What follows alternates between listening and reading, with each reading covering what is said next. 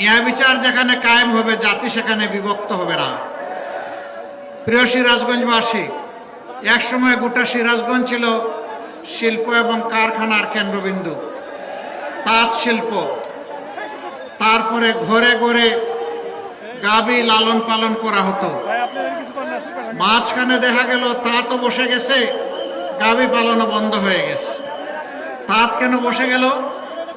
তাঁতের বাজার তৈরি করা, তাঁতিদেরকে সহজলভ্যভাবে তাঁত শিল্পের উপাদান সরবরাহ করা এবং তাঁত মান উন্নয়নে সরকারের পক্ষ থেকে পৃষ্ঠপোষকতা দেওয়া, আসলে তার কিছুই হয়নি। যার কারণে এই শিল্পটা আস্তে আস্তে মুখ থুবড়ে পড়ে এখন নিবু নিবু বেঁচে আছে। অথচ আমাদের সমাজের যুবক যুবতীরা বেকার।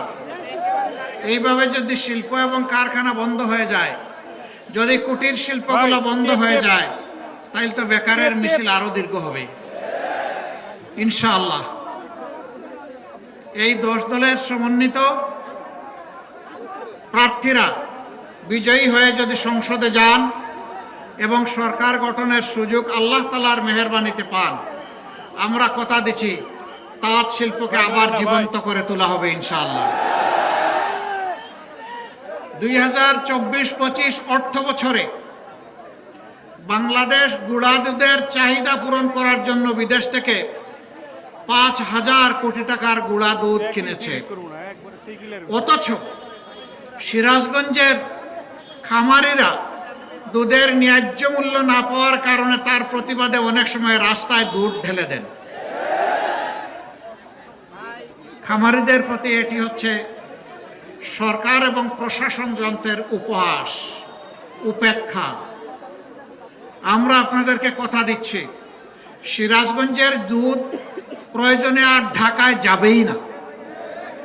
সিরাজগঞ্জের দুধকে এই সিরাজগঞ্জের মাটিতে আধুনিক এবং বৈজ্ঞানিক প্রক্রিয়াজাতকরণ করে গুঁড়া দুধে পরিণত করে বাংলাদেশের মার্কেটের দুধের চাহিদা পূরণ করা হবে ইনশাআল্লাহ।